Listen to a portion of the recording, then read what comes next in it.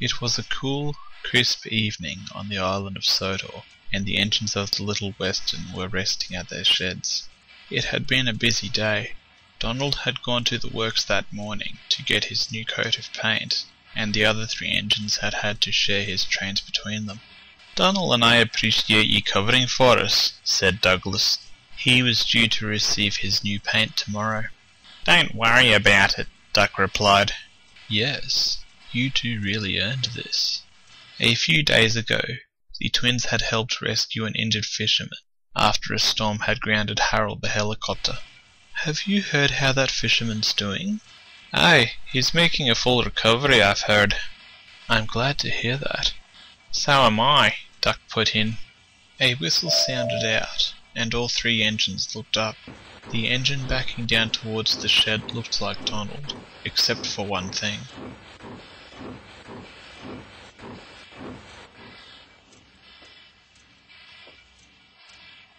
"You're being painted blue?" Duck asked. The twins smiled. "Did we not mention that?" Douglas asked innocently. The 4 engines chuckled, and Donald looked over at his twin. "What do you think, Dougie?" "It's not exactly Caledonian blue. That'll do." "Caledonian blue? Did you choose that colour because of what those rail fans said?" Oliver asked, thinking of the Scottish rail fans who'd visited the day before yesterday. They had mentioned only one other Caledonian 812 locomotive had survived.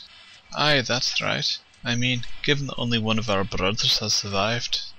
"Well, it's a good thing Sir Topham brought you here then," Oliver observed.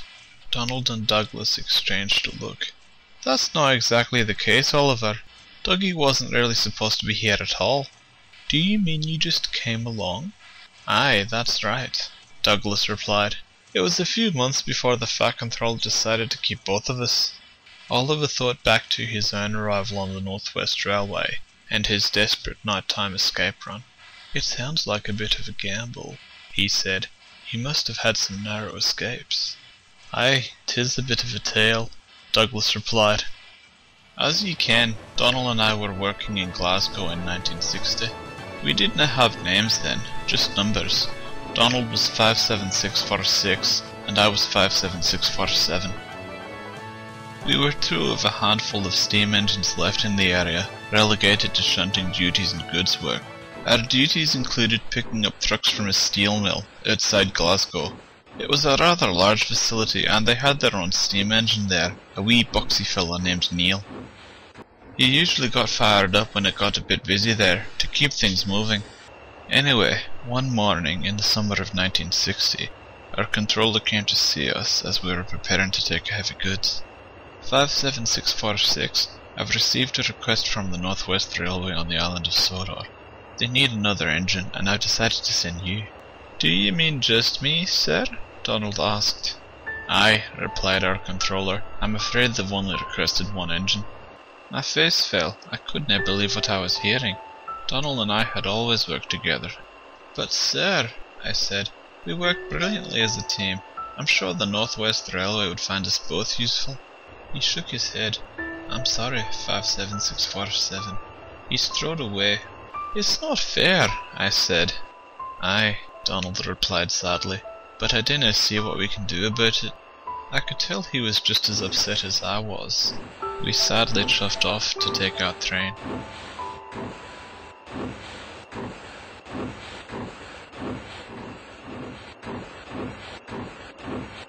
It was still on my mind when I did my afternoon run to the steel plant. I had considered going away with Donald anyway, but I realized I'd just be sent back. I didn't fancy my chances if I stayed either. I'd seen the growing number of diesels and knew that steam engines were being scrapped. Neil was in his usual shed, and he looked over as I was waiting for a brake test to be done. "There's something bothering you, 57647, he said. "Would you like to talk about it?" I quickly explained about Donald being sent to the North West Railway.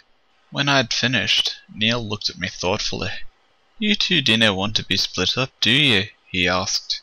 "Aye, that's it exactly. We've worked together for decades. Also, this island of Sodor sounds like a safe place for steam engines, and I dinna fancy my chances if I stay here." "Well, why not go along with 57646 then?" Neil asked. It took me a moment to realise what he'd said. What, you mean run away to Sodor? Aye, Neil replied. I've thought about that, I said, but the controller there'd only send me back here. I wouldn't be too sure of that, Neil replied. Do you see these letters painted on my side? Aye, I replied. I'd seen them a few times, but I'd never thought to ask what they stood for. They stand for the Sodor Mainland Railway.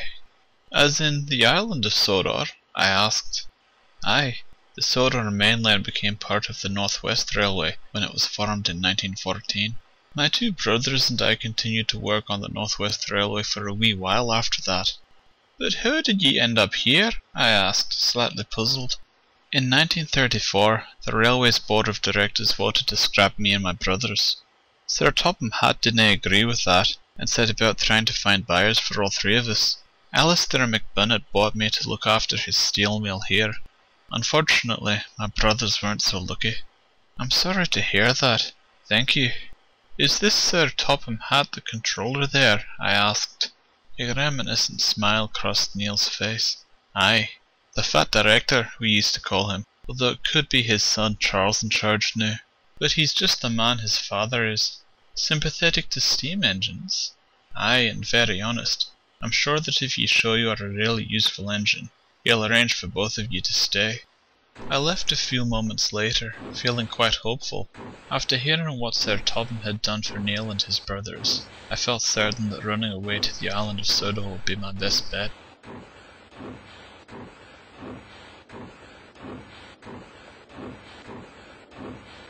Later that evening, I was resting in the shed when Donald arrived.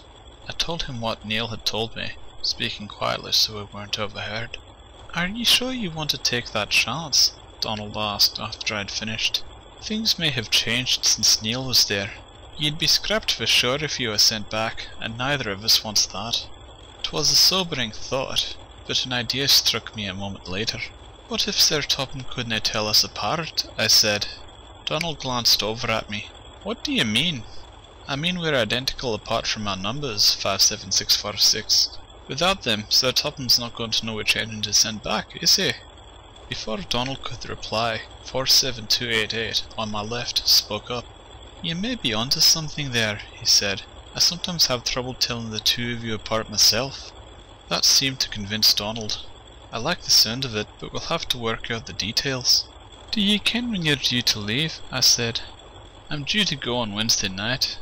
47288, don't you usually take a train down Gretna Way on Wednesday nights? I asked.